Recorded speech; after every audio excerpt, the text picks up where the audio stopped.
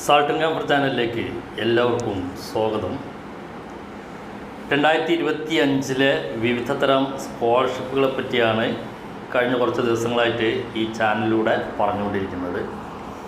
സ്കോളർഷിപ്പുകളെ പറ്റി പറയുമ്പോൾ പലരും ഈ സ്കോളർഷിപ്പിനെ പറ്റി പറയൂ, ഇതിനെപ്പറ്റി ഒന്ന് പറയൂ എന്ന് പറയുന്നുണ്ട്, അല്ലെങ്കിൽ ആവശ്യപ്പെടുന്നുണ്ട്. അതിൻ്റെ സമയമാകുമ്പോൾ, അതായത് ചില സ്കോളർഷിപ്പുകൾ ഡേറ്റ് വളരെ അടുത്തെത്തി നിൽക്കുന്നതുകൊണ്ടാണ് അതിനെപ്പറ്റി പറയുന്നത്. ബാക്കി സ്കോളർഷിപ്പുകളുടെ ഡേറ്റിനനുസരിച്ച് അത് ഞാൻ മാറ്റി വച്ചേക്കാണ്. എന്തായാലും ചാനലിലൂടെ അപ്ഡേറ്റ് ചെയ്ത് തരാം എന്ന് തന്നെയാണ് ഉദ്ദേശിക്കുന്നത്. അപ്പോൾ സ്കോളർഷിപ്പുകളെ പറ്റി പറയുമ്പോൾ നിങ്ങൾ ശ്രദ്ധിക്കേണ്ട കാര്യം, ഞാൻ അതിൽ വെബ്സൈറ്റിനെ പറ്റി പറയുമ്പോൾ ആ സൈറ്റിലൊന്ന് കയറിയിട്ട് ബാക്കി ഡീറ്റെയിൽസ് നിങ്ങൾ തന്നെ അതൊന്ന് റീഡ് ചെയ്ത് അല്ലെങ്കിൽ ഒന്ന് മനസ്സിലാക്കി ബാക്കി കാര്യങ്ങൾ നിങ്ങൾ തന്നെ ചെയ്യണം. ഞാനിത് ഇന്ന സ്കോളർഷിപ്പ് ഉണ്ട് എന്ന് ഒരു അറിയിപ്പ് തരാൻ വേണ്ടി മാത്രമാണ് ഈ ചാനലിലൂടെ ഉദ്ദേശിക്കുന്നത്. വളരെ ഡീറ്റെയിൽഡ് ആയിട്ട് എനിക്ക് അതിലേക്ക് ഇറങ്ങിച്ചെന്ന് ബാക്കി കാര്യങ്ങളൊന്നും പറഞ്ഞു തരാൻ സമയമില്ല, അതേപോലെ അതിന് സാധിക്കുകയില്ല. അപ്പോൾ ഇപ്പോൾ കഴിഞ്ഞ കുറച്ച് ദിവസങ്ങളായിട്ടുള്ള സ്കോളർഷിപ്പുകൾ പറഞ്ഞപ്പോൾ പലരും ചോദിക്കുന്ന ഒന്ന് രണ്ട് ചോദ്യങ്ങൾക്ക് ഉള്ള മറുപടിയാണ് ഇന്ന് ഈ വീഡിയോയിലൂടെ പറയാൻ ഉദ്ദേശിക്കുന്നത്. വീഡിയോ അവസാനം വരെ കാണുക. ചാനൽ ഇഷ്ടപ്പെട്ടെങ്കിൽ ലൈക്ക് ചെയ്യുക, ഷെയർ ചെയ്യുക, അതേപോലെ ഒന്ന് സബ്സ്ക്രൈബ് ചെയ്യാനും ശ്രദ്ധിക്കുക. സ്കോളർഷിപ്പിനെ പറ്റി പറയുമ്പോൾ തന്നെ പലരും ചോദിക്കുന്നത് എത്ര സ്കോളർഷിപ്പുകൾക്ക് അപ്ലൈ ചെയ്യാം എന്നുള്ളതാണ്. എത്ര സ്കോളർഷിപ്പ് വേണമെങ്കിൽ നിങ്ങൾക്ക് അപ്ലൈ ചെയ്യാം. ഞാൻ ഇപ്പോൾ കഴിഞ്ഞ ദിവസങ്ങളിൽ പറഞ്ഞ എല്ലാ സ്കോളർഷിപ്പിനും നിങ്ങൾ എലിജിബിൾ ആണെങ്കിൽ അതിനൊക്കെ നിങ്ങൾക്ക് അപ്ലൈ ചെയ്യാം. അതേപോലെ ഗവൺമെൻറ് സ്കോളർഷിപ്പുകൾ വേറെ വരുന്നുണ്ട്, അതിനും നിങ്ങൾക്ക് അപ്ലൈ ചെയ്യാം. അപ്പോൾ സ്കോളർഷിപ്പിന് അപ്ലൈ ചെയ്യുന്നതിൽ യാതൊരു ലിമിറ്റും ആർക്കും എവിടെയും വെച്ചിട്ടില്ല. സ്കോളർഷിപ്പിന് അപ്ലൈ ചെയ്യുന്നതിൽ യാതൊരു ലിമിറ്റും ഇല്ല. നിങ്ങൾക്ക് എത്ര സ്കോളർഷിപ്പ് വേണമെങ്കിൽ അപ്ലൈ ചെയ്യാം. അപ്ലൈ ചെയ്യുന്ന എല്ലാ സ്കോളർഷിപ്പുകളും കിട്ടിക്കൊള്ളണമെന്നില്ല. ചിലപ്പോൾ ഒരു സ്കോളർഷിപ്പും കിട്ടില്ല, ചിലപ്പോൾ എല്ലാ സ്കോളർഷിപ്പുകളും, അല്ലെങ്കിൽ ഒരു അപ്ലൈ ചെയ്ത 10 അപ്ലൈ ചെയ്തു, അതിൽ 4 5 ചിലപ്പോൾ കിട്ടിയേക്കാം.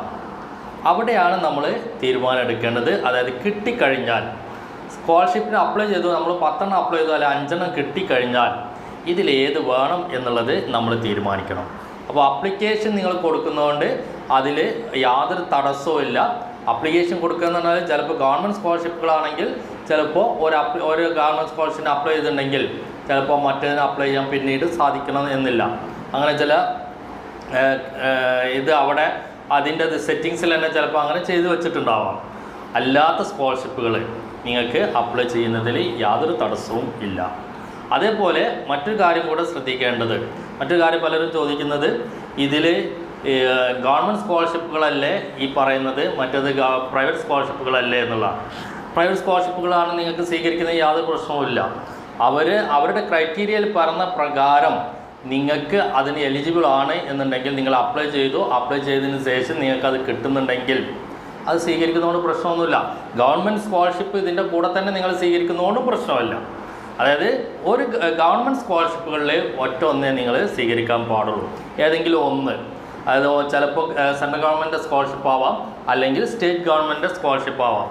ഗവൺമെൻറ് സ്കോളർഷിപ്പുകളിൽ ഏതെങ്കിലും ഒന്ന് മാത്രമേ സ്വീകരിക്കാവൂ. അതിൻ്റെ കൂടെ ഒരു പക്ഷേ പറയും, മറ്റ് സ്കോളർഷിപ്പുകൾ വാങ്ങുന്നവർ ഇത് സ്വീകരിക്കാൻ പാടില്ല എന്ന് പറയുന്നുണ്ടെങ്കിൽ, അങ്ങനെ പറയുന്നുണ്ടെങ്കിൽ അത് പ്രൈവറ്റ് സ്കോളർഷിപ്പുകൾക്കും ബാധകമാണ്. അങ്ങനെയുള്ള സമയത്ത് നിങ്ങൾ ഈ പറഞ്ഞ പ്രൈവറ്റ് സ്കോളർഷിപ്പുകളും വാങ്ങാൻ അനുവദനീയമല്ല എന്നുകൂടി മനസ്സിലാക്കുക. ഇപ്പോൾ ഞാൻ കഴിഞ്ഞ ദിവസങ്ങളിൽ പറഞ്ഞ സ്കോളർഷിപ്പുകൾ എന്ന് പറയുന്നത് രവി പിള്ള ഫൗണ്ടേഷൻ സ്കോളർഷിപ്പ്, നോർക്ക റൂട്ട്സാണ് അത് ചെയ്യുന്നത്. അതേപോലെ LIC ഗോൾഡൻ ജൂബിലി സ്കോളർഷിപ്പ്, അതുപോലെ സ്വാമി ദയാനന്ദ സരസ്വതി സ്കോളർഷിപ്പ്. ഈ സ്കോളർഷിപ്പുകൾ ഇപ്പോൾ LIC സ്കോളർഷിപ്പ് പറഞ്ഞാൽ പൊതുമേഖലാ സ്ഥാപനം നടത്തുന്ന അല്ലെങ്കിൽ അവർ നൽകുന്ന സ്കോളർഷിപ്പാണ്, ഗവൺമെൻറ് സ്കോളർഷിപ്പ് അല്ല. അതുകൊണ്ട് നിങ്ങൾക്ക് അതിന് അപ്ലൈ ചെയ്യുന്നതുകൊണ്ടും ഈ ഗ്രാൻസിനും അപ്ലൈ ചെയ്തു എന്ന് പറയുന്നുണ്ട് യാതൊരു കുഴപ്പവും വരാൻ പോകുന്നില്ല. ഈ ഗ്രാൻസ് കിട്ടി ഇതും കിട്ടി എന്ന് പറഞ്ഞാലും രണ്ടും വാങ്ങുന്നതുകൊണ്ട് ഒരു പക്ഷേ കുഴപ്പം വരാൻ സാധ്യതയില്ല. ഈ ഗ്രാൻസിൻ്റെ നിയമങ്ങൾ നോക്കണം. അവിടെ വേറൊരു സ്കോളർഷിപ്പ് വാങ്ങാൻ പാടില്ല എന്ന് പറയുന്നുണ്ടെങ്കിൽ പിന്നീട് ഇതും വാങ്ങാൻ സാധ്യമല്ല. അതേസമയം ചിലർക്ക് സെൻട്രൽ ഗവൺമെൻറ്റിൻ്റെ സ്കോളർഷിപ്പ് MCM സ്കോളർഷിപ്പ് കിട്ടുന്നുണ്ടാവാം. അവർ ഈ ഗ്രാൻസും കൂടി വാങ്ങാൻ പാടില്ല. കാരണം സെൻട്രൽ ഗവൺമെൻറ് സ്കോളർഷിപ്പും ഇവിടെ സ്റ്റേറ്റ് ഗവൺമെൻറ് സ്കോളർഷിപ്പും രണ്ടും ഗവൺമെൻറ് സ്കോളർഷിപ്പുകളാണ്. അത് രണ്ടും ഒരുമിച്ച് ഒരാളിനെ വാങ്ങാൻ പാടില്ല. അത് കണ്ടുപിടിച്ച് കഴിഞ്ഞാൽ 2 സ്കോളർഷിപ്പും ക്യാൻസൽ ചെയ്യും. അതാണ് അതിൻ്റെ ബുദ്ധിമുട്ടുള്ളൂ. അഥവാ കണ്ടുപിടിച്ച് കഴിഞ്ഞാൽ 2 സ്കോളർഷിപ്പുകളും ക്യാൻസൽ ചെയ്യും. വാങ്ങിയ സ്കോളർഷിപ്പ് ചിലപ്പം തിരിച്ചടക്കാനും പറയാൻ സാധ്യതയുണ്ട്. അതുകൊണ്ട് 2 സ്കോളർഷിപ്പ് ഒരുമിച്ച് വാങ്ങരുത് എന്ന് തന്നെയാണ് എനിക്ക് പറയാനുള്ളത്. പക്ഷേ നിങ്ങൾക്ക് അപ്ലൈ ചെയ്യുന്നതിൽ എത്ര സ്കോളർഷിപ്പിന് വേണമെങ്കിലും അപ്ലൈ ചെയ്യാം. ഇനിയും കൂടുതൽ കാര്യങ്ങൾ അറിയാനുണ്ടെങ്കിൽ ഈ വീഡിയോയുടെ താഴെ കമൻറ്റിലിട്ടുള്ള വീഡിയോ വാച്ചിന് നന്ദി, നമസ്കാരം.